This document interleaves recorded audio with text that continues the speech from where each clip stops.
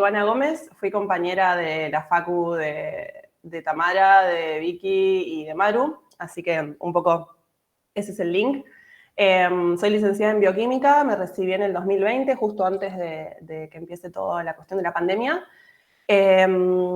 Y estoy acá para hablarles sobre los resultados que estuve teniendo en este último año, que estuvimos teniendo en realidad en este último año, desde que yo me incorporé al Laboratorio de Neurofisiología del INVICE. Y lo que les vengo a presentar se titula Estudio de los mecanismos celulares que median la internalización y el transporte de grelina en los tanicitos hipotalámicos. Todo esto se da en el marco de... Ahí pasó. Estoy rogando que mi computadora no me abandone, porque se estuvo portando re mal todo el fin de semana. Esto se marca en mi tesis, que, bueno, el plan de beca se titula Rol de los tanicitos hipotalámicos como mediadores de las acciones centrales de la grelina y la insulina, nuevos aspectos en la integración neuroendocrina. A mí me dirige Pablo Nicolás de Francisco, fue ayudante nuestro en fisio, así que capaz que algunos ya lo conocen de ahí. Y el codirector es Mario Perello, que también es director del instituto en el que estoy. Y el grupo en el que me encuentro ahora se llama Laboratorio de Neurofisiología y estamos en el Instituto Multidisciplinario de Biología Celular, o el INVICE, que es en La Plata. Este es un tema relativamente nuevo para mí porque yo arranqué el doctorado acá hace poco, así que ténganme piedad y un poco de paciencia. Bueno, ya como leyeron en el título, les voy a tener que hablar por lo menos de tanicitos hipotalámicos. A la insulina por ahora la vamos a dejar de lado y vamos a hablar de grelina, que es la hormona con quien tengo los primeros resultados como para compartir. Voy a tratar de hacerlo lo más ameno y didáctico posible, porque somos de áreas muy distintas, así que cualquier cosa, si no se entiende algo, podemos retomar. Primero, tengo que presentar a grelina. La grelina es una hormona peptídica. No voy a poner el puntero. Si la compu me responde. Ahí va. No me está... Ahí está. No me estaba como... no se me movía el mouse.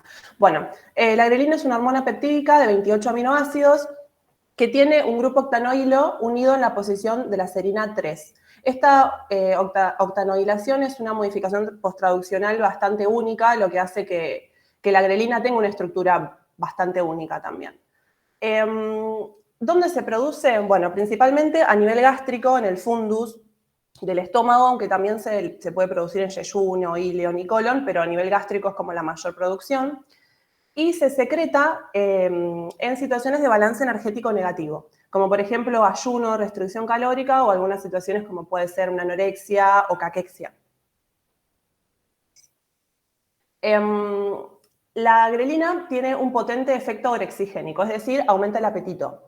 Entonces, en una situación fisiológica, la grelina se secreta, ¿sí?, a circulación en una situación preprandial, ¿sí?, previo a la ingesta de comida, y en aproximadamente tiene un efecto orexigénico rápido, en cuestión de minutos estimula el apetito y disminuye luego de una ingesta de comida. ¿Sí? Los niveles plasmáticos de grelina disminuyen después de una ingesta de comida y la proporción en la que va a disminuir va a depender un poco de la cantidad de calorías ingeridas y de la calidad, digamos, de los nutrientes que estamos ingiriendo.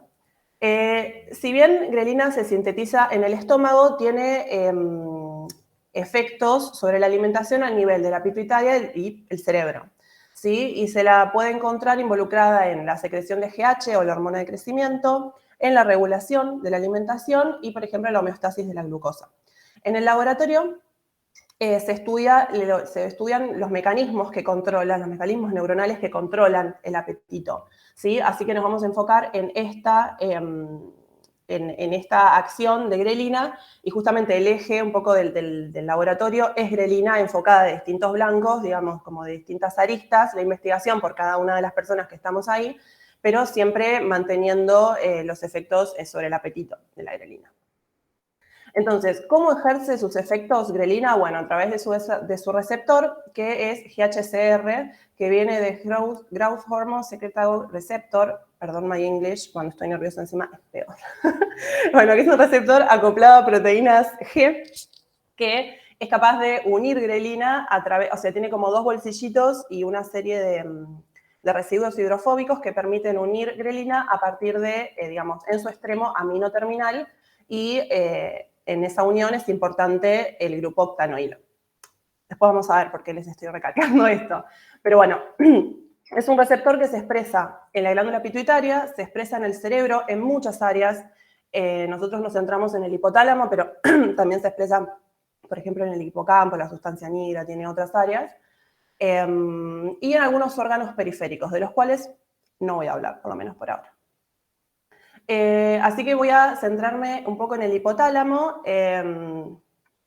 y como para darnos un pantallazo de dónde está y qué hace, un recordatorio, que un poco me sirve a mí también, les puedo contar que el hipotálamo es una región del cerebro que ocupa la parte más ventral del diencéfalo. Está ubicado debajo del tálamo. ¿Qué quiere decir esto? Que se encuentra la parte como en la base del cerebro, ¿sí? De hecho, esto es una vista de costado de un cerebro de ratón, y se encuentra, el hipotálamo es esto verde que tenemos acá, si se encuentra en la base, y esta es una vista ventral, o sea, de abajo, ¿sí? Del mismo cerebro. Y bueno, tiene un montón de funciones, interviene en un montón de procesos fisiológicos. Controla la sed, el balance de líquidos corporales, la temperatura corporal, el ciclo circadiano, produce muchas hormonas que se producen en distintos núcleos. Cuando vimos en la facu que el hipotálamo produce hormona o liberadora de gonadotropinas, de tirotropinas, de corticotropinas, bueno, el hipotálamo interviene en eso y regula la alimentación, que esta es como en esto nos vamos a centrar. Yo no, pero el laboratorio se centra en esto.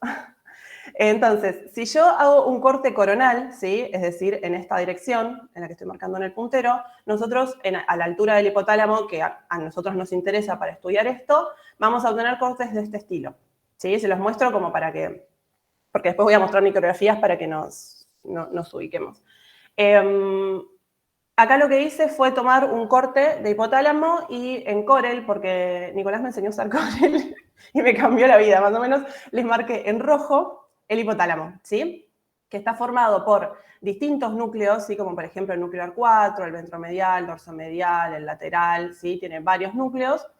Y en este corte nosotros podemos ver que tiene, o que se llega a ver, el tercer ventrículo, ¿sí? No sé si se acuerdan de los ventrículos, son espacios o estructuras que contienen líquido cefalorraquídeo adentro del cerebro, ¿sí? Tiene el tercer ventrículo y por debajo y al lado del R4 la eminencia media. ¿Por qué les nombro el R4? Porque es un núcleo, pero que interviene en el control neuronal del apetito, ¿sí? Entonces lo vamos a encontrar ubicado adyacente al tercer ventrículo y por encima de la eminencia media. ¿Por qué o cómo el núcleo R4 controla, por así decirlo, el apetito? Bueno, tiene subpoblaciones de neuronas que coexpresan o que expresan péptidos orexigénicos, es decir, que aumentan la sensación de, digamos, el apetito, o anorexigénicos. Tienen un grupo de neuronas que coexpresan los péptidos MPY y HGRP, que viene de péptido relacionado a UTI, ¿sí? Estas neuronas tienen un 94% de ellas, este porcentaje creo que es medio, puede variar de acuerdo a la lista. El receptor de grelina responden a grelina y expresan estos dos péptidos, ¿sí? Que aumentan el apetito. Es el blanco, digamos, como más importante de grelina en esta área. Y después también tenemos neuronas que coexpresan péptidos anorexigénicos, ¿sí? Que son estas neuronas denominadas POMC, y también un 8% de ellas expresa GHCR, pero el blanco más importante son estas otras neuronas. Ahora, yo no voy a explicar, con mi tesis no se centra en estudiar cómo es que la grelina hace eso, sino en el hecho de que, dado que la grelina se sintetiza en el estómago, no hay síntesis en el cerebro de grelina, ¿sí? O por lo menos no, hasta el momento no. Entonces, dado que se sintetiza en el estómago, pero tiene acciones a nivel del hipotálamo, es necesario que existan sitios de comunicación entre la sangre y el cerebro que permitan que la hormona acceda a sus blancos cerebrales, ¿sí? O sea, tiene que haber una intercomunicación dinámica y precisa entre cerebro y circulación para que los ejes neuroendocrinos funcionen. ¿Qué sitios de comunicación o entre circulación y cerebro podemos tener? Bueno, uno es la barrera hematoencefálica, que es el más conocido, digamos. Después tenemos los órganos circunventriculares, que son zonas del cerebro que tienen capilares fenestrados, ¿sí? Así que esas zonas pueden tener como un acceso a lo que hay en circulación. Y también tenemos la barrera sangre, líquido cefalorraquídeo, que es una interfaz un poco más compleja en la cual se comunican la circulación, o sea, la sangre, con el líquido cefalorraquídeo de adentro del cerebro, digamos. Mi tesis se centra en el estudio de parte de esta barrera, ¿sí? Bueno, ¿cómo está compuesta? Por un lado está compuesta por los plexos coroideos, que se encuentran adentro de los ventrículos y se encargan de producir el líquido cefalorraquídeo, ¿sí? Están formados por capilares, ¿sí? Capilares fenestrados que están rodeados por una capa de células epiteliales cuboidales, ¿sí? Que tienen una cara basal que contacta con los capilares y una cara apical que contacta con el líquido cefalorraquídeo y se encargan justamente de la producción del líquido. O sea, filtran selectivamente lo que hay en la sangre y parte de eso lo dejan pasar al líquido cefalorraquídeo. Y por otro lado tenemos los tanicitos hipotalámicos, que son el objeto de estudio en mi tesis, que son células de la glía, en realidad son ependimogliales, o sea, derivan de células del epéndima, pero es glía, no son neuronas, ¿sí? Que se organizan en un epitelio columnar, forman un epitelio columnar pseudoestratificado, que son como 3 capitas de células, ¿sí? En la base del tercer ventrículo, o sea, se encuentran tapizando todo el tercer ventrículo. Así que voy a ahondar un poco más en los tanicitos. Este es un inmuno. Estas fotos son fotos que sacamos en el laboratorio y estas también. Es una inmunohistoquímica antivimentina. La vimentina se utiliza como marcador de células ependimarias, ¿sí? Así que estaba justo mirando que no me esté mandando un mensaje de que no se escucha. Es un marcador de células ependimarias, así que va a marcar los tanicitos, ¿sí? Acá los puse en violeta. Entonces nosotros vamos a ver que son células que se encuentran tapizando. Esta es exactamente la misma micrografía, nada más que acá tiene el hedge prendido, digamos, para que se vean los núcleos y acá no. Se encuentran tapizando todo el tercer ventrículo, ¿sí? Y tienen, acá también, se pueden ver, esta es una 40 por de esta. Y lo que se puede ver es que son células polarizadas, es decir, tienen somas que contactan, o sea, que están contactando el líquido cefalorraquídeo porque están en contacto con el tercer ventrículo, o el polo apical también le decimos al soma, y después tienen prolongaciones, ¿sí? que terminan en un polo terminal o end feed que se encuentra contactando distintas estructuras. Puede contactar al parénquima circundante, ¿sí? El parénquima, vieron que hay acá prolongaciones que terminan acá por ejemplo tenemos al núcleo acuato, ¿sí? En el parénquima circundante, y también pueden encontrarse contactando capilares sanguíneos. En la eminencia media, que es esta zona anatómica de acá, por eso les hablaba de la eminencia media en la otra diapositiva, se encuentran concentrados los capilares del sistema porta hipotálamo hipofisario, ¿sí? Que nos comunica hipotálamo con hipófisis o pituitaria. Y los tanicitos se encuentran contactándolo. Entonces, contactan por un lado con el líquido cefalorraquídeo y la misma célula puede contactar por el otro lado o con parénquima o con sangre. Entonces, debido a esto y debido a que son células que tienen capacidad para hacer transitosis, ¿qué quiere decir esto? Que pueden internalizar una sustancia en un polo de la célula y la pueden, digamos, liberar en el otro polo. Entonces, debido a esto, debido a que en un polo contactan con líquido cefalorraquídeo y en otro con sangre, se las está estudiando en los últimos años como posibles mediadores, digamos, del transporte de sustancias y de comunicación entre sangre y cerebro o cerebro y sangre, ¿sí? Entonces, ¿qué tenemos en el laboratorio? O sea, entre los tanicitos y la grelina, ¿qué pasa? Bueno, nosotros sabemos que los tanicitos son capaces de internalizar grelina, ¿sí?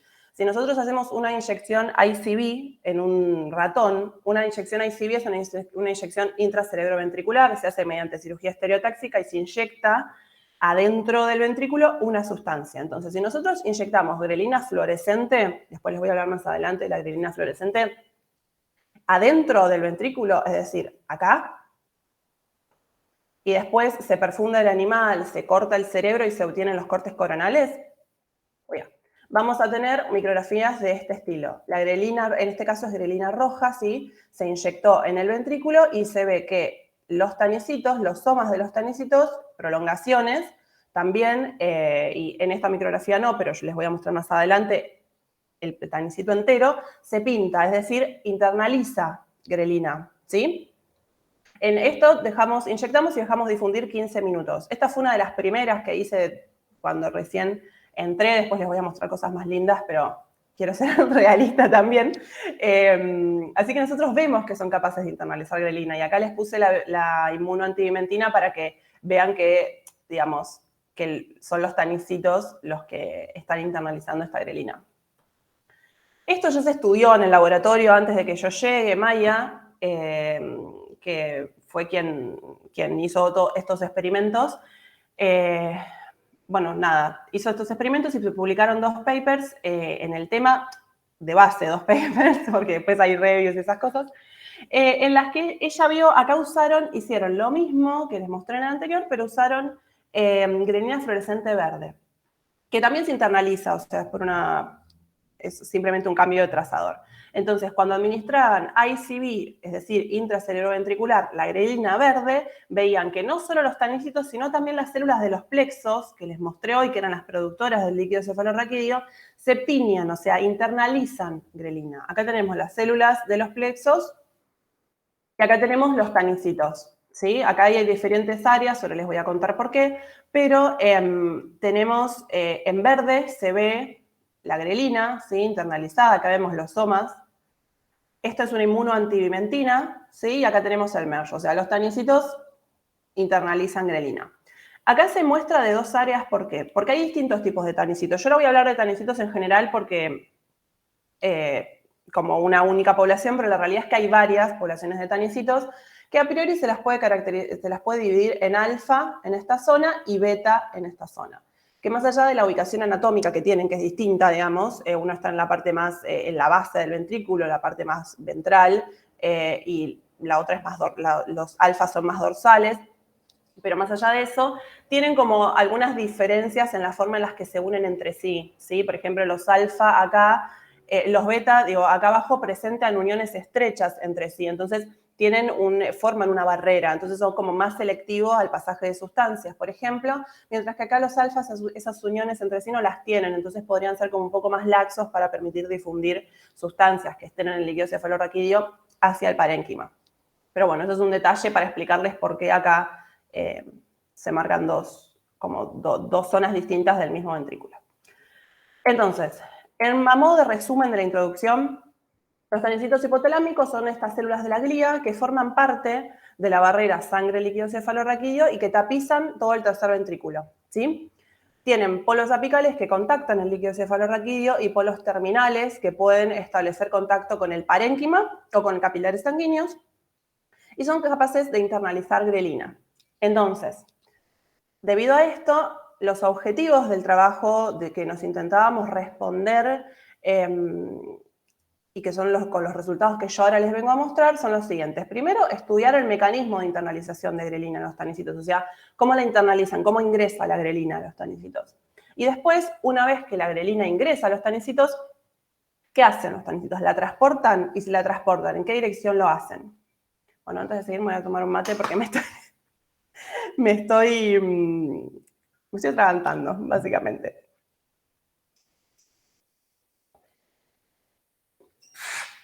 Bueno, para estudiar este tipo de cosas en el laboratorio, por ahora tenemos 3 tipos de abordajes, o sea, hecho con 3 tipos de abordajes. Con modelos in vivo, es decir, con ensayos en animales de experimentación, en ratones, como los que les mostré, por ejemplo, estas inyecciones ICV, que se hacen ensayos de binding con estas inyecciones. En el laboratorio también se hace food intake, ¿sí? Se hacen como muchos protocolos distintos en animales. Tenemos un modelo ex vivo que consta de explantes de hipotálamo, ¿sí? O sea, se saca una porción del cerebro que contiene el hipotálamo y se le hacen fuera del organismo preguntas bastante específicas. Y un modelo in vitro que en este caso les traigo cultivos primarios de tanicitos hipotalámicos de rata. Yo les voy a, si bien tenemos resultados por lo menos de estos dos,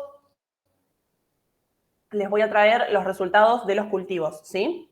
¿Cómo hacemos estos cultivos? Bueno, en líneas generales vienen de ratas de 10 días, ¿sí? En las cuales exponemos el hipotálamo y hacemos una disección de la eminencia media, de la zona de la eminencia media. Eso se hace bajo lupa y hago así porque literalmente es pellizcar con una pinza de disección y sacamos la eminencia media, ¿sí? Entonces la podemos aislar, por así decirlo, del resto del cerebro. Esta eminencia media contiene, entre otras cosas, tanicitos, ¿no? Después les hacemos una disgregación mecánica y química, como se hace generalmente en cultivos primarios, aislamos las células y las cultivamos, ¿sí? Acá marqué como día 0 el día de cultivo. A las 48 horas se le reemplaza la mitad del medio de cultivo por el mismo medio, pero que está suplementado con trombina. La trombina favorece el crecimiento de los tanicitos, ¿sí? Y al día 7 de cultivo los dejamos crecer bien y si todo sale muy bien, vamos a tener células de este estilo. Los cultivos, este protocolo se desarrolló antes de que yo llegue al laboratorio y nos permite tener cultivos con una baja cantidad de células, ¿sí? Pero que tienen una morfología diferenciada. O sea, nosotros vamos a cultivar las células que sacamos en la disección, ¿sí? Entonces, ¿por qué digo que tiene morfología diferenciada? Porque nosotros vamos a poder diferenciar visiblemente los distintos compartimentos celulares, ¿sí? El soma, el proceso y el end-sit, que es la terminal, polo apical y polo terminal. Acá tenemos otra célula, ¿sí? de otro cultivo, que también podemos ver soma, proceso y end-sit. Entonces, al tener la célula solita y aislada, nos permite hacerle preguntas mucho más específicas, ¿sí? Y ver en los 3 compartimentos qué es lo que pasa.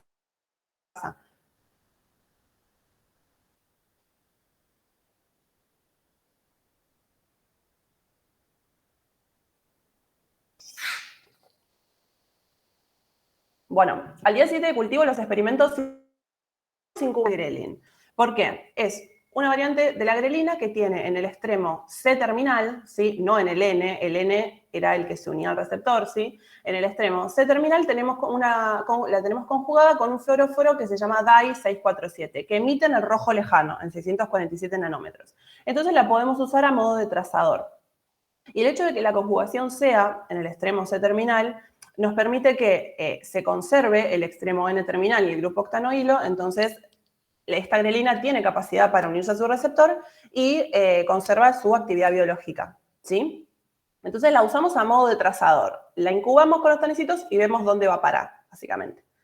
¿Cómo hacemos esto? Bueno, primero hacemos una incubación con la grelina marcada y algunos tratamientos específicos de acuerdo al experimento que estemos haciendo y hacemos imaging de las células. Nosotros hacemos imaging en fluorescencia y en DIC o DIC, que es cuando las vemos sin fluorescencia transmitida, en un microscopio que tiene acoplado un módulo Apotom. Entonces nos permite tener cierto grado de resolución. Y después lo que hacemos es, sacamos fotos de los cultivos de cada una de las células y de cada célula en Fishy nosotros podemos cuantificar la intensidad de fluorescencia, ¿sí? la cantidad de señal fluorescente en el soma, en el proceso y en la terminal por separado, ¿sí? Entonces nos permite saber exactamente qué intensidad de fluorescencia hay en cada uno de los compartimentos celulares.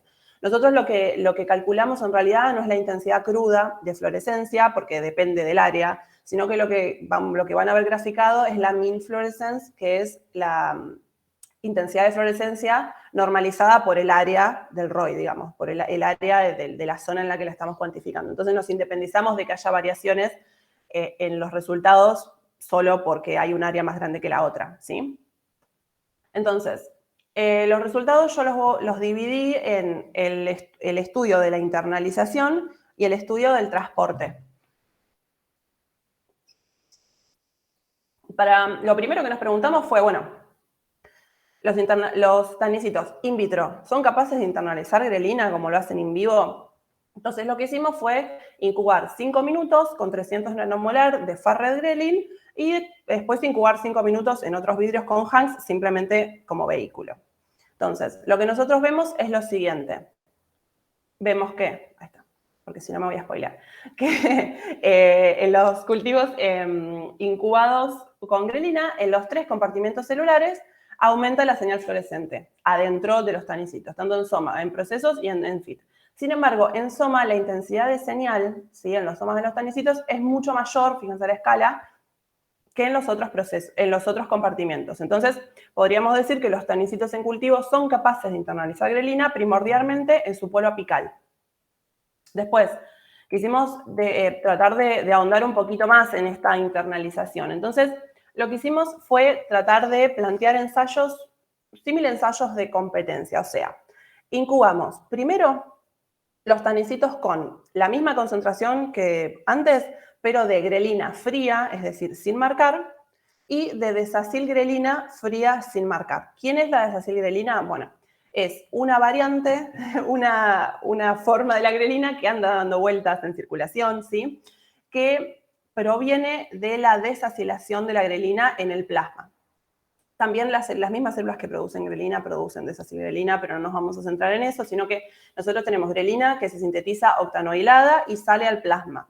En plasma hay, bueno, viaja unidad de proteínas plasmáticas y hay esterasas. Estas esterasas lo que hacen es cortar y sacar el grupo octanoilo y forman la desacilgrelina. Entonces, en plasma tenemos las 2 versiones de grelina y desacilgrelina, ¿sí?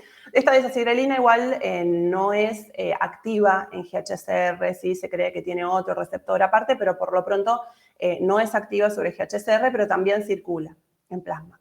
Entonces, lo que hicimos fue incubar primero o con grelina o con desacilgrelina frías, es decir, sin marcar, para permitir que difundan y qué sé yo, y después hicimos una coincubación de la grelina marcada con los 2 por separado, con cada una de las variantes de la grelina sin marcar. Y vemos si se desplaza o no se desplaza la señal, por así decirlo, ¿sí? O sea, si vemos si se modifica, si disminuye la señal de la grelina en los tanicitos, lo cual nos indicaría que los otros, las versiones frías de la grelina también se están internalizando, ¿sí? Entonces, nosotros lo que vemos es lo siguiente, que tanto la incubación con grelina como con desacilgrelina disminuye la señal de la Farred-Grelin en todos los compartimentos celulares. Esto implica que tanto la grelina como la desacilgrelina se están internalizando, ¿sí?, en los tanicitos.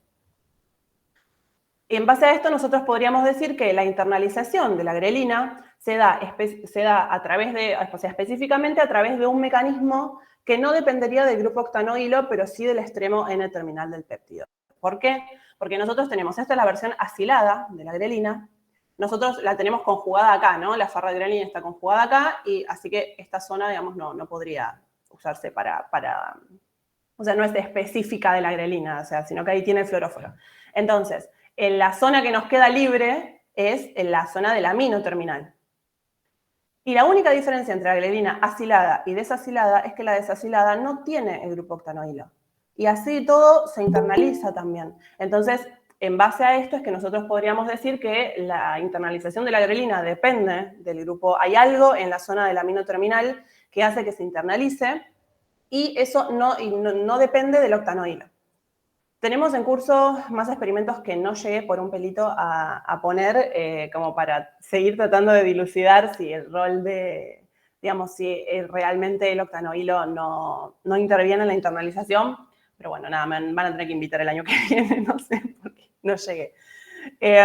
Bueno, entonces, nosotros dijimos, bueno, se internaliza. Ahora, ¿cómo se internaliza?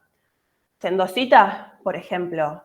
Si bien esto nos resultaría como muy novedoso porque sabemos que estas células tienen capacidad de endositar, las moléculas pueden ingresar a través de otras formas. Entonces, lo que dijimos fue, bueno, vamos a ver si hay endocitosis. Entonces, para evaluar esto, se hizo una inmunocitoquímica contra RAW5, que es un marcador de vesículas endosómicas tempranas, ¿sí?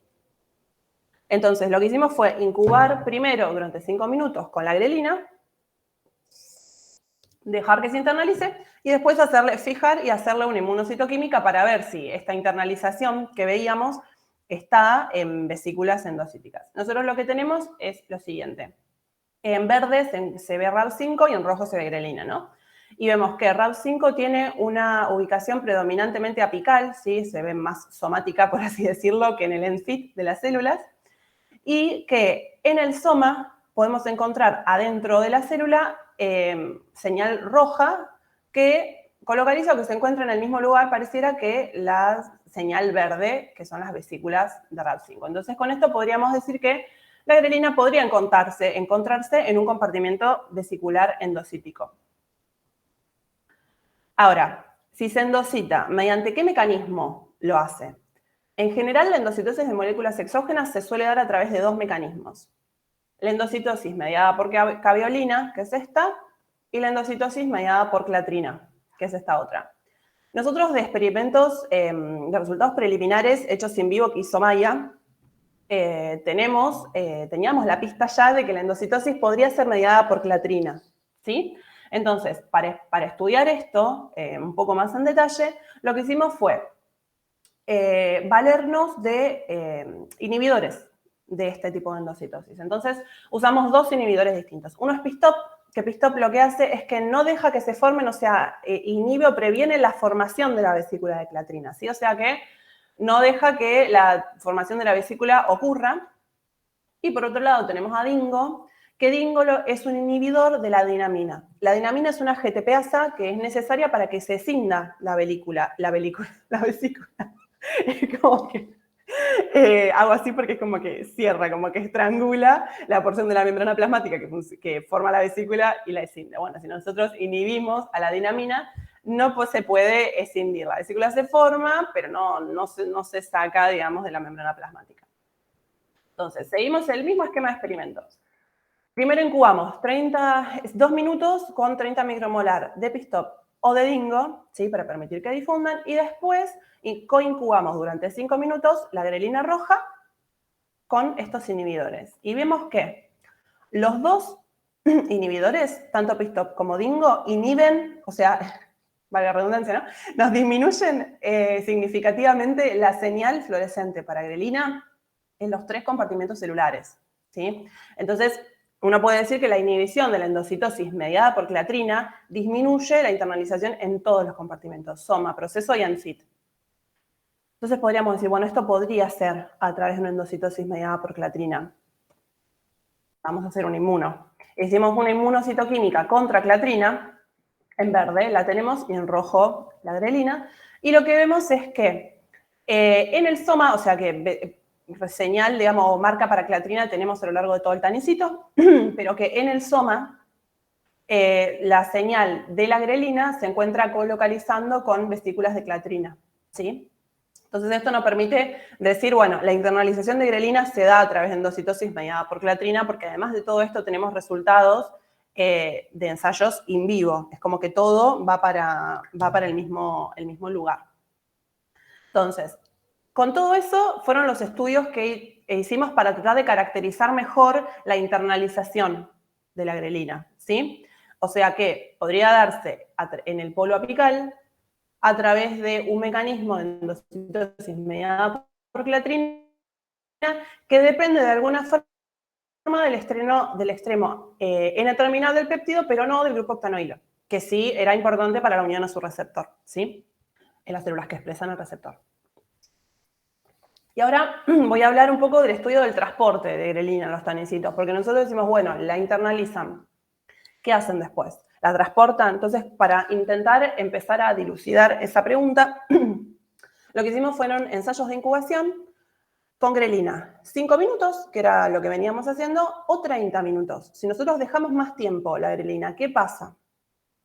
Y tenemos, este es un resultado representativo, después les muestro las cuantificaciones, pero lo que vemos es que a los 5 minutos la señal está en el soma, ¿sí? en el lado apical de la célula. Y a los 30 minutos la señal la encontramos también en el proceso y en el ENFIT de las células. Entonces uno podría decir, bueno, ¿qué está ocurriendo? ¿Se está transportando en esta dirección? ¿O se está endocitando también acá, pero a menor velocidad, entonces acá no lo llegamos a ver? Bueno, nosotros lo que hicimos fue cuantificar esto. Y una vez que nosotros cuantificamos, vimos que la señal roja a los 30 minutos aumenta en el proceso y en el end-feed, pero permanece, por lo menos no hay diferencias significativas en el soma. O sea que la señal roja a nosotros nos aumenta. O sea que parece que a los 5 minutos la señal está acá y a los 30 minutos la vemos también acá y acá. ¿Sí? Entonces, para ver si esto viene de un transporte, lo que hicimos fue inhibir el transporte celular y ver si se modifica. Si la señal no llega al end-feed es porque se está transportando, por ejemplo. Entonces, inhibimos el transporte celular con colchicina. La colchicina es un inhibidor de la polimerización de microtúbulos, ¿sí? Así que no deja que se transporten sustancias. Y seguimos el mismo esquema. Incubamos primero con colchicina para dejar que actúe y después incubamos con el con la grelina marcada y colchicina. Y lo que obtenemos, bueno, nada, me salió la conclusión también. Lo que obtenemos es lo siguiente, una vez que cuantificamos en todos los compartimentos, vemos que la señal disminuye en el end-feed, mientras que se mantiene, no hay diferencias significativas en soma y procesos. Entonces, uno podría estar diciendo que de estos ensayos del bloqueo del transporte, que los tanicitos serían capaces de transportar la grelina vectorialmente desde el polo apical hasta el terminal, porque cuando le bloqueamos el transporte, en el terminal no vemos señal, ¿sí? O vemos una señal significativamente menor. Entonces, como conclusiones, ¿qué tenemos? Que los tanicitos internalizan grelina mediante el polo apical, mediante un proceso de endocitosis mediada por clatrina, que dependería del extremo N-terminal del péptido, no así del octanoide.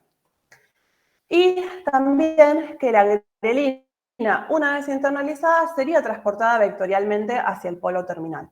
Estos experimentos son bien específicos de la fisiología celular, digamos, de los tanicitos, ¿sí? ¿Qué implicaciones fisiológicas tiene esto? Bueno, esto es algo que todavía tenemos que estudiar, pero hay un modelo que se está barajando, o sea, que lo iniciaron con los experimentos de Maya, que lo podríamos retomar, que en el cual presentamos que la grelina podría estar ingresando al líquido cefalorraquídeo a través de los plexos coroideos, sí que eran estas células encargadas de producir el líquido cefalorraquídeo. Entonces ingresa al ventrículo y de acá podría difundir hacia el parénquima o bien podría captarse en el soma de los tanicitos, que de hecho es algo que en vivo vemos, nosotros cuando inyectamos grelina vemos el soma pintado, y los tanicitos tienen proyecciones hacia los núcleos, hacia el parénquima, ¿sí? Por ejemplo, el núcleo arcuato, que es donde están las neuronas que tienen receptor para grelina, o también se encuentran contactando capilares sanguíneos, ¿sí? Los capilares sanguíneos del sistema porta hipotálamo hipofisario, la grelina podría transportarse hacia ellos y desde el sistema porta ir a parar a hipófisis. La grelina en la hipófisis estimula la secreción de hormona de crecimiento, ¿sí?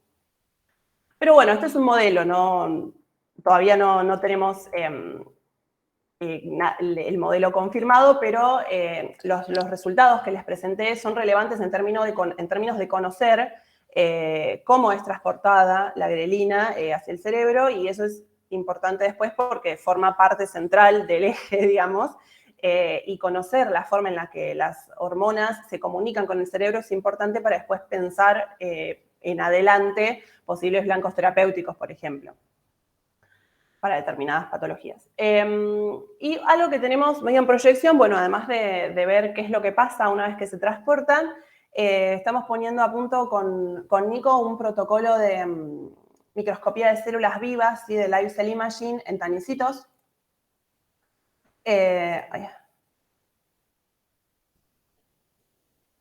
Opciones de flecha. No. Ahí está. Opa. Ahí está. Ahora sí. Me supera la tecnología cuando estoy nerviosa. Bueno, tenemos este protocolo de live cell imaging en tanicitos in vitro, o sea, tenemos cultivos celulares y lo que hacemos es hacerle un imaging in vivo a la célula. Yo acá les traigo una célula en la cual hicimos imaging durante 60 minutos, ¿sí? Es como la espiamos durante 60 minutos a ver qué hacía. Movimientos, ¿sí? Del end-feed de la célula, hay movimiento vesicular, ¿sí? Esto es el end-feed, que también hay movimiento a nivel del soma, ¿sí? Tenemos también ven que acá hay como vesiculitas formándose, vesiculitas transportándose. Bueno, nosotros esto también lo estamos poniendo a punto para hacer con fluorescencia. Sí, pero bueno, no les traje nada de eso porque todavía está muy crudo, pero es una herramienta que es interesante porque si podemos domarla bien, es como hacer algo más focalizado, le podemos hacer preguntas más específicas a las células que por ahí con los cultivos en estático, digamos, se nos complican, como por ejemplo se podría incubar con el trazador fluorescente y ver si se capta, dónde se capta, hacia dónde se transporta, podríamos traquear las vesículas, ¿sí? Ver qué recorrido hacen, medirles la velocidad, ver si esa velocidad o la cantidad inclusive de vesículas cambia de acuerdo al entorno de la célula, qué sé yo, podemos hacer un montón de cosas. Así que nada, esto es un poco una de las cosas en las que estamos trabajando. Gracias por escucharme, espero que hayan podido entender. Y nada, nosotros somos el laboratorio de neurofisiología del INVICE. Yo entré hace un año nada más, pero la verdad es que en este año crecí un montón. Somos un montonazo. Acá está Nico, que es mi director, Mario, que es mi codirector, Daniel, que es del sector de cultivos celulares, con quien hago los cultivos todo el tiempo. Y esta foto la puse porque, nada, hace poquito fue el Congreso de la Sociedad Argentina de Neurociencias y tanto Lu como yo, que somos las nuevas adquisiciones del INVICE, presentamos nuestro primer póster en el área, así que fue un día feliz. Bueno, ya está. Voy a volver. Muchas gracias. Bueno, muchas gracias, sí. Muy linda la foto. Qué linda foto. Sí, hermosas las fotos. Gracias. Es crédito de la foto. Uy. Esto es crédito de la foto y de Nico también, que me ayuda un montón con microscopía. Bueno, muy lindo el seminario, muchas gracias. Y bueno, obviamente está muy alejado de nuestra temática de trabajo cotidiana, con lo cual, nada, todo lo que nos presentaste es novedoso, pero bueno, sí las metodologías uno las puede ver y quizás se pueden aplicar, todas estas cosas de cultivo celular son aplicables a cualquier otra línea de trabajo. Yo lo que te quería preguntar es, por lo lejos que es el tema, me surge una duda, cuando hicieron los ensayos estos de endocitosis, ¿no? Con todas las pruebas de clatrina, que vos viste que en el soma era como donde ocurría el proceso fundamentalmente. Pero luego presentaste las gráficas donde mostrabas también en las otras dos partes, ¿no? En el proceso y en el endpoint. ¿Vos esperarías que en esas otras partes hubiera también endocitosis o debiera ser solo en el soma? ¿Por qué, digamos, probaron en cada fragmento? Porque los tanecitos están dotados de maquinaria endocítica también en el ENFIT, ¿sí? Porque esto depende de la hormona. Por ejemplo, hay otra hormona que es la leptina, que es anorexigénica, antagonista a los efectos de la grelina, que se ha descrito que es captada desde circulación por los ENFIT de los tanicitos y la transportan hacia el líquido cefalorraquídeo por el soma. O sea, como que podría ser bidireccional tranquilamente el transporte. Entonces es necesario evaluar en todos los compartimientos porque, bueno, depende del sistema de la hormona que estemos estudiando. Pero no podemos descartar, o sea, no podemos decir, bueno, es para un lado o es para el otro. Inclusive podría ser en los dos. Entonces, como un primer sondeo es interesante poder justamente estudiar o ver si es predominantemente en un lado o quizás puede darse en los dos. Perfecto, bueno, buenísimo. ¿Ves? Te dije que estábamos alejados del tema. No, pero igual es una muy buena pregunta. Gracias. Hola, te hago una pregunta yo también, de desconocimiento completo, absoluto, y te felicito por el seminario porque fue muy, muy claro y muy dinámico. Gracias.